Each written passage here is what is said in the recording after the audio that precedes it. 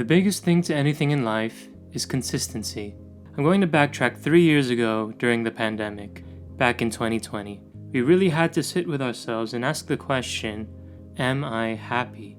Before 2020, we were able to distract ourselves from our inner confrontations by going outside, being with other people, and just keeping your mind off the problem within yourself. But in that year of isolation, we weren't able to do that. So coming here 3 years later, and in the life of minimalism, I was able to decipher what are the things I needed to get rid of within myself and what habits were necessary for me to keep. Here are 5 habits to improve your life. Number 1. Waking up and sleeping on time.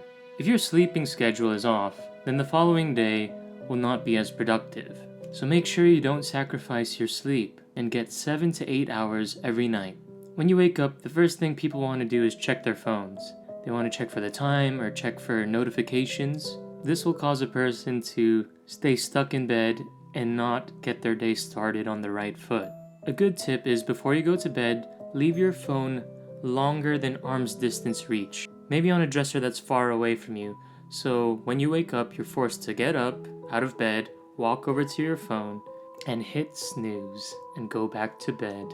I'm just joking. You start your day productive. Number 2, journaling, making to-do lists. Anything that gets cluttered in your mind is not good for your mental health. The habit that you want to keep is to write down any thoughts that run through your mind each day, good or bad.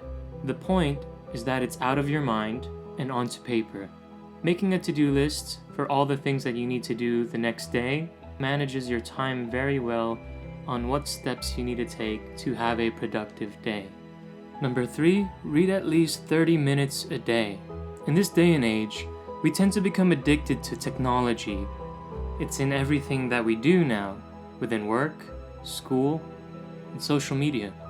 So reading is kind of a reminder to take a step away from all of that and to search for a different escape within literature. I've been doing this before bed to relax my mind and give myself that time to not be on my phone. It's been very beneficial to my well-being.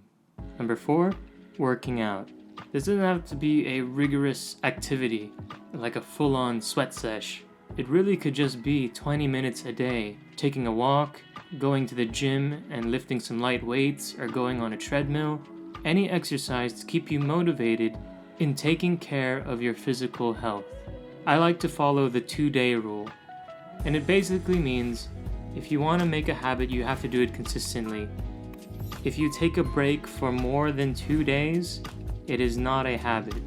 So to stop yourself from taking long breaks, I would work out for 2 days, then take a day break, work out for another 2 days, then take a day break, and continue the cycle like that. So to remain consistent in working out 3 to 4 times a week will boost your confidence within yourself, your physical ability, but most of all, your discipline within your life.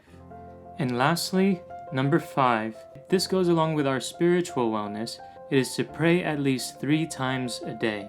Once before starting your day, once after coming home from school or work, and once before going to sleep. There are too many videos on the values of self-care and self-love, but what I've realized is that we can't solely rely on our own capabilities. There are things that we need that bring us closer to God, such as prayer. As we are learning things about ourselves in this life, for the things we can't handle, the mental lapses we experience, things we can't seem to overcome, we leave it to God and pray. Throughout time, when you consistently do this, your life will feel much better. It will feel more secure. From 2020 to now, my life drastically changed. I married my dream girl, I got my dream job, and I moved to my dream city. All these things didn't happen just because I had a sleep schedule or just because I made a to-do list. No, it's because God unfolds His plans for your life when it's your time. But you have to put in the work. And so, my best tip is to work at these habits 1 habit at a time. If we tackle more than we can handle, we won't be able to achieve the success that we need to improve our lives. But once one habit sticks, the rest will follow.